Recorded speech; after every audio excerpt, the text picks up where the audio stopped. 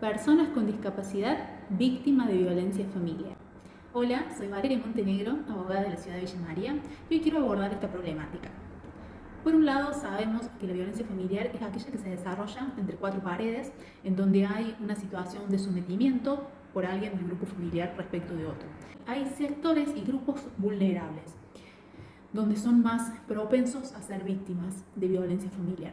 Este es el caso de las personas con discapacidad, que como junto con otros grupos, como por ejemplo los menores o los ancianos, necesitan de la asistencia de estas personas, de estos familiares, para poder desplazarse, movilizarse o acceder a sus derechos en igualdad.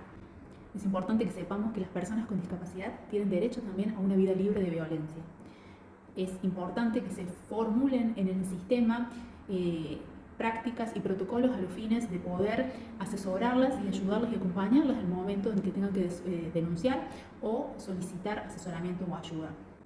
Yo tuve un caso, por ejemplo, de un adulto mayor, varón, que tenía una discapacidad a consecuencia de un accidente de tránsito, en el cual además tenía un problema físico visible que notaba pero no le afectaba, pero sí le quedaron grandes consecuencias neurológicas, lo que hacía que la persona no retuviera mucha información para brindarlo de forma coherente, tenía lagunas mentales, no se podía expresar.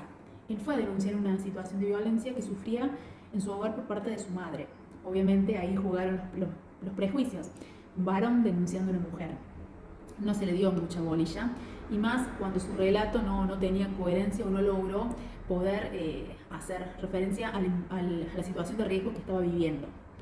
No se le dio mucha bolilla y él no se dio cuenta, porque no le dejaron entrar con ningún acompañante de su confianza, de presentar su CUD y explicar qué discapacidad tenía, porque tampoco la comprendía muy bien. Por eso es importante que puedas asesorarte en cómo acompañar a una persona con discapacidad, que sepa que ésta tiene derecho a ingresar con alguien de su confianza. Y luego, bueno, les cuento el final, pudimos presentarnos ante el juzgado de violencia, pudimos explicar los motivos y las consecuencias de su accidente de tránsito, presentamos sus certificados médicos y logramos que se dictaran medidas favorables, porque era un varón con una persona con discapacidad que estaba en una situación de riesgo muy grave. Los invito a leer la nota para que puedan conocer más sobre este tema. Los invito a que dejen sus comentarios de situaciones que hayan vivenciado y que aboguemos porque el sistema, tanto judicial como en distintas reparticiones, se empiece a preparar y formar a la gente para que cuando vengan personas con discapacidad podamos permitirles el acceso a los derechos igual que todos. Sigan las cuentas que están en la descripción de este video y sepan que conocer sus derechos es el primer paso para defenderlos.